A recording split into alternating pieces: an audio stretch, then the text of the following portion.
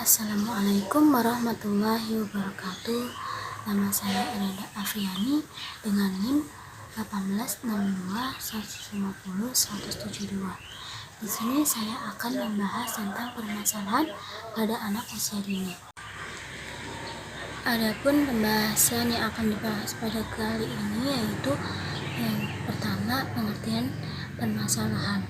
Yang kedua, contoh permasalahan pada anak secara umum. Yang ketiga, faktor yang mempengaruhi permasalahan pada anak. Yang keempat, respon guru dalam menghadapi anak yang bermasalah. A. Pengertian permasalahan anak. Permasalahan anak-anak adalah sesuatu yang mengganggu kehidupan anak yang timbul karena ketidakselarasan pada perkembangannya. Dalam Anonim tahun 2006 halaman 9. Pada anak-anak prasekolah, perilaku yang dapat dipandang sebagai normal untuk usia tertentu juga sulit dibedakan dari perilaku yang bermasalah. Perilaku bermasalah mungkin digunakan untuk mengidentifikasi membesarnya frekuensi atau intensitas perilaku tertentu sampai pada tingkatan yang mengkhawatirkan. Campbell dalam Rita Eka Izzati tahun 2005. Ada 3 kriteria yang bisa dijadikan acuan untuk melihat apakah perilaku itu normatif atau bermasalah, yaitu kriteria statistik rata-rata, kriteria sosial, dan kriteria penyesuaian diri. Permasalahan anak usia dini secara umum. A. Gagap. Stuttering. Anak yang menderita gagap tidak dapat berkomunikasi secara wajar. Wajar di sini mengandung pengertian normal, jelas, dan tidak tersendat-sendat.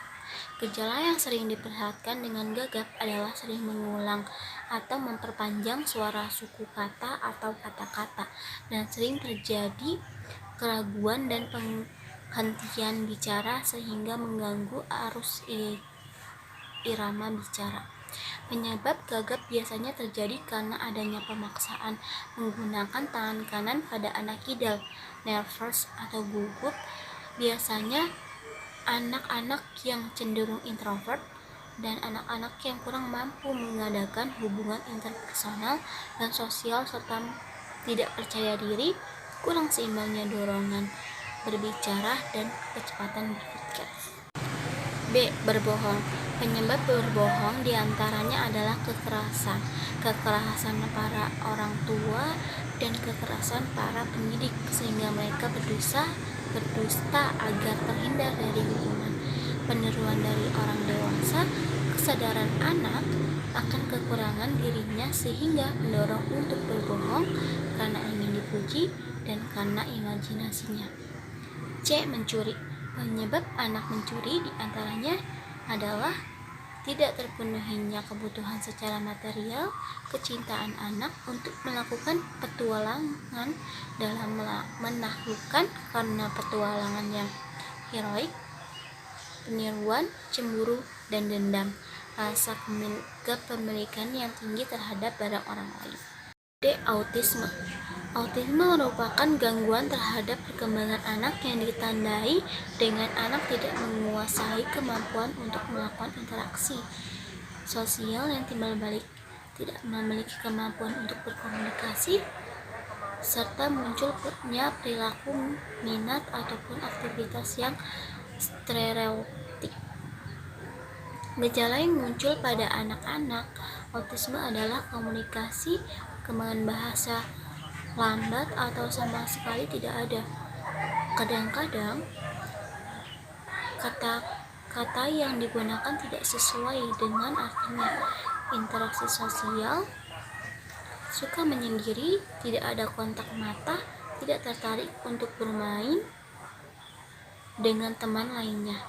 Gangguan sensorisnya adalah sangat sensitif terhadap sentuhan, suara keras, cahaya terang, dan sebagainya. Pola bermainnya tidak kreatif, tidak imajinatif, dan perilakunya hiperaktif, sering marah tanpa alasan yang jelas, tidak suka ada perubahan, suka menyerang, dan pada emosinya suka marah-marah, tertawa menangis tanpa alasan yang jelas, tantrum jika dilarang. B. Faktor-faktor yang mempengaruhi permasalahan anak usia dini atau tamak kanak-kanak. Penyebab yang ditimbulkan dari faktor psikis dan sosial adalah A. Kecerdasan, B. Ingatan, C. Perasaan, dan D. Kemauan. C. Respon guru TK dalam menghadapi anak murid yang bermasalah. Yang pertama adalah peka terhadap keadaan emosi anak, walaupun ungkapan emosinya tidak terlalu kelihatan. Yang kedua, tidak bingung atau cemas menghadapi ungkapan-ungkapan emosi anak. Yang ketiga, tidak menganggap itu lucu atau meremehkan perasaan negatif anak. Yang keempat, tidak memerintahkan apa yang harus dirasakan oleh anak. Yang kelima, tidak merasa bahwa guru harus membereskan semua masalah bagi anak. Yang keenam, menggunakan saat-saat emosi sebagai saat untuk mendengarkan anak, berempati dengan kata-kata yang menyejukkan dan menolong anak. Sekian pembahasan dari saya tentang permasalahan anak usia dini. Banyak kurangnya saya minta maaf. Wassalamualaikum warahmatullahi wabarakatuh.